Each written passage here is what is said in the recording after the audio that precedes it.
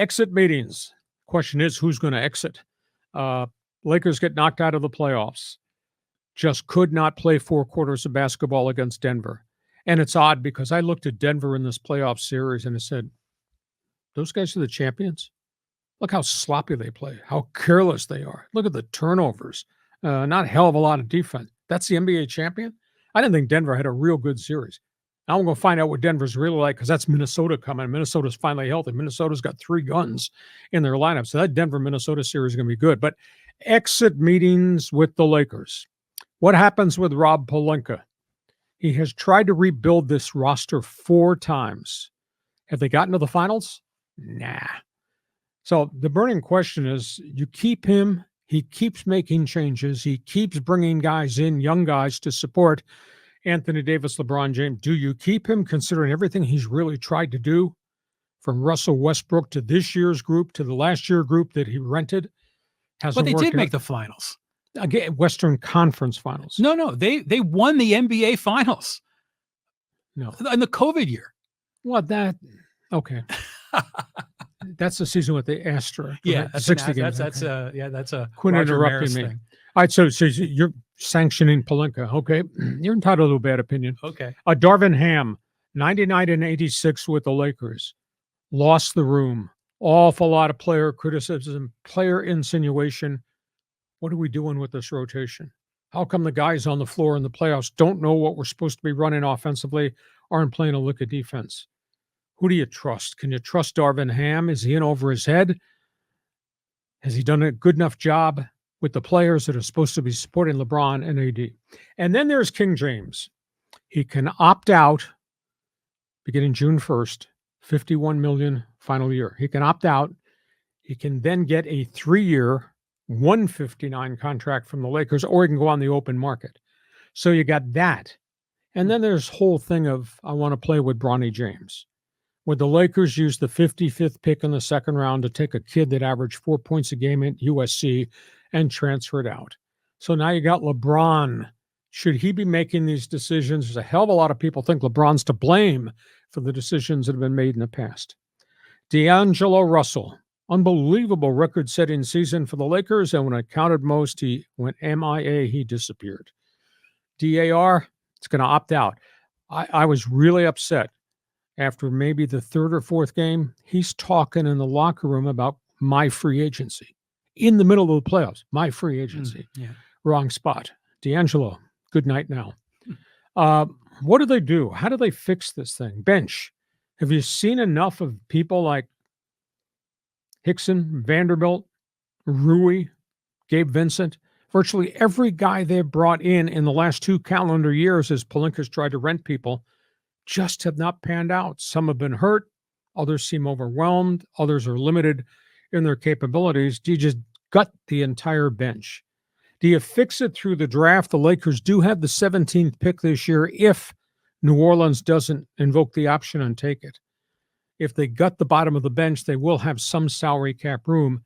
How do you fix it? Would they need, aside from the greatness of LeBron and AD, there's an awful lot of bitching, by the way, going on about those guys.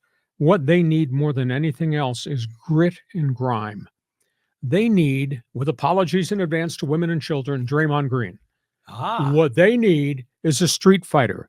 Can you use the name Bobby Portis, who might be the best 6th man in the league, who will get the ball or punch you in the mouth trying to get the ball and can also score? That's the one ingredient, I think, that's missing on this Laker roster, either as the 3rd wheel or the first guy coming off the bench. So, John, I gave you a boatload of information. Just look at that board. Shoot me some reactions and comments, please. Okay, let's look at that board. Oh, my God. All those names. First of all, how often do super teams win? I mean, when you sign AD and LeBron, and we've seen these cases with the Heat, with the Cavaliers, we've seen it with the Padres, we've seen it in all the sports. Sometimes I think they must fail far more often than they actually win. Team chemistry's got a lot to do with it, but a lot of these teams that have gone to the favorite phrase in the NBA is the big 3. Yeah. Have gone to the big 3 and somebody gets hurt or multiples get hurt. And that's kind of impacted some of the teams you thought, wow, are they going to be great? And all of a sudden they're hurt. LeBron and AD got got banged this year, not as bad as the year prior.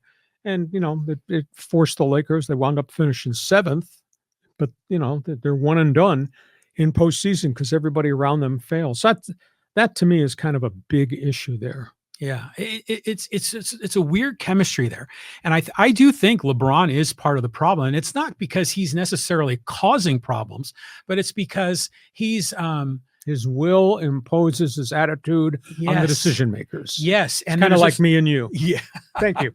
Well, it's the auras that he creates. It makes it an unusual vibe. I mean, imagine if you're Austin Reeves. You only have certain moments. A lot of times Austin Reeves, the first thing he does is pass the ball to LeBron, and then LeBron takes action. So you kind of wonder, is this really a cohesive unit or a bunch of individual superstars that don't play well together? I think they got 2 superstars, and the rest has been erratic and streaky. Reeves was terrible. Darvin Ham used the comment, I think the 4th week of the season when they were struggling. Yeah, we got some guys here that are crap in the bed. And that didn't go down well in that locker room. That's one of the reasons I think some of the players are kind of peeved at Darvin Ham. But they've just not been able to find the right mix. And to me, I'm calling Draymond Green. To me, I'm calling Bobby Portis. I like Portis a lot, and he's a bleep disturber on the floor. Mm-hmm. But all you need to do is look at where he's been. Milwaukee, Detroit, Chicago. The guy just grinds on you. And you may not like him, because you got to play against him, but if he's on your side, you're going to get value in the minutes. So we get that. By the way, there's a sidebar story that just broke. Would you please call this guy? The area code is 213. I'll give you his phone number. Tell Magic Johnson to stay off social media. Magic Johnson, I don't know if you heard about this. No, ex-president of the Lakers or general manager or coach or Hall of Fame superstar. Hadn't done very much once he stopped bouncing the basketball. Magic Johnson goes on social media and he just bangs the Lakers after they lost to Denver. Yeah. He says, shame on the Lakers. Your load management has led to this. Didn't give you a home court advantage, etc. Well, that's not true. They didn't do load management. AD and LeBron only missed a combined 17 games this year. In fact, Anthony Davis played 72 games, I believe. Wow. For a guy that's plays hard and has a history of getting hurt.